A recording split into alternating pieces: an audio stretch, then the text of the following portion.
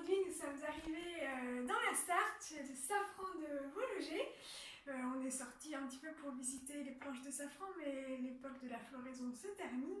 Donc on est dans la boutique pour tout vous dire sur l'aventure safranée. De Benoît. Bonjour à tous. Nous, c'est une histoire qui a démarré en 2017, ici à Saint-Célarin, quand on est arrivé ici en famille pour un projet complètement différent, aucun lien avec, aucun rapport avec le safran. Et puis on s'est pris de passion pour cette petite fleur qui était cultivée ici depuis une dizaine d'années déjà. D'accord. Et la propriétaire était partie en laissant simplement les crocus de son ancienne activité. Donc on s'en est occupé un petit peu pour s'amuser pendant 2 ans, on s'est pris au jeu. Et finalement, février 2020, on a rouvert le safran de Vaulogé, on a gardé le nom avec l'accord de l'ancienne propriétaire.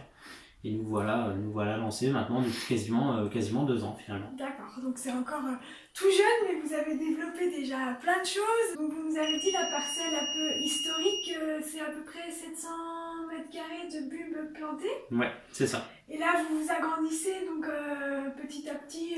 Et oui, on profite de la multiplication des crocus. On a démarré avec 700 mètres carrés ici. Et j'ai profité de terres familiales qui sont à 15 km d'ici pour agrandir notre surface. Et on arrive aujourd'hui à un petit peu plus de 2000 mètres carrés. Ce qui est déjà une grosse surface et représente des heures et des heures de travail de cueillette, mais aussi de plantation, puisque comme vous disiez, vous avez donc il faut déplanter les crocus pour les dédoubler, les démultiplier, et donc ça se fait pas tout seul, et surtout ça se fait quasi exclusivement manuellement, sauf peut-être pour les sillons. Et encore... Oui, ouais, les sillons de plantation pour lesquels on a trouvé une solution pour essayer de mécaniser un peu cette opération. Après le reste sur l'arrachage sur la période juin-juillet, comme tout le monde, à la bêche et à genoux pour aller récupérer les précieux crocus. Et donc vous vendez bien sûr le safran en filament pur, mais vous faites aussi donc des produits petit à petit. Vous avez développé votre propre gamme de produits dérivés. Ouais, c'est ça. Oui, on a démarré classiquement avec des confitures, des confits de safran. Et on est venu compléter un peu la gamme avec des parfums un peu plus originaux. Et puis on essaie de sortir tous les 4-5 mois un nouveau produit, un nouveau parfum ou une nouvelle collaboration avec notamment la bière au safran au mois d'avril. C'est ça. Et puis là pour les fêtes de fin d'année, un fromage au safran, une tome au safran. Qui arrive en collaboration avec un fromager qui est situé à une quinzaine de kilomètres d'ici. Ouais, donc c'est des superbes synergies entre producteurs passionnés et des produits aussi issus de vos essais, de vos passions aussi pour peut-être des associations, la confiture par exemple, le barbe safran. Ça permet de voir que le safran a aussi des vertus ou des pouvoirs entre guillemets qu'on ne soupçonne pas toujours, notamment d'adoucir l'acidité ou l'amertume.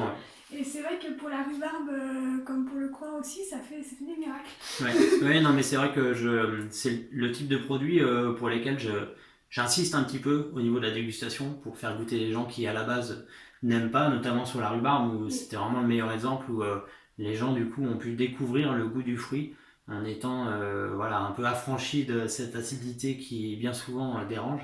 Et on a retrouvé le même cas de figure sur le vinaigre de cidre notamment, ou parfois sur des organismes un peu sensibles, ils ont pu redécouvrir un peu les bienfaits du vinaigre.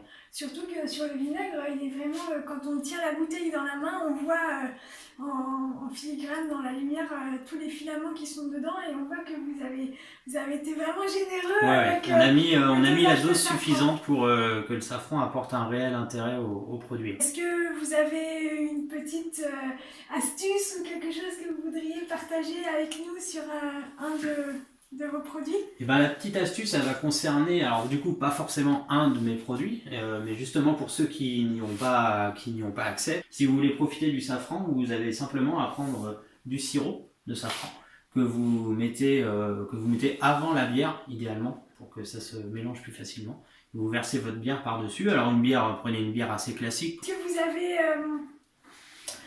eu des contacts aussi avec des collègues quand vous vous êtes lancé, ou vous avez donc découvert que l'ancienne propriétaire avait laissé ses crocus et vous vous êtes formé tout seul?